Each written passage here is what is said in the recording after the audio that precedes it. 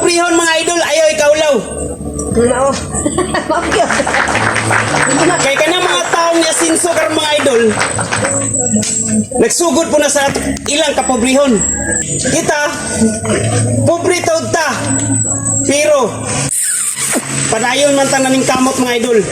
Wala tay taong giatakan, wala tay taong giisahan. Padayon ta nagbuhat og matarong. Wala tay kadukan bisan asa ta mo padulong. Nganuman, puros legal ang atong mga binuhatan. Busa mga idol, ayaw ikaulaw, ayaw ikagool.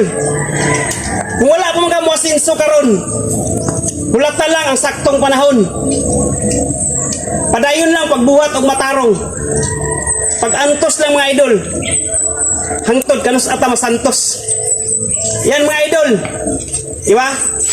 Matud pa nila mga idol, ang taong mag-antos daw mo santos. So muna mga idol, Wow. nga dili kita angay mabalaka. Kung ni Asinso man ang uban, ato lang silang suportahan mga idol. Dili ta masuya, dili ta mainggit.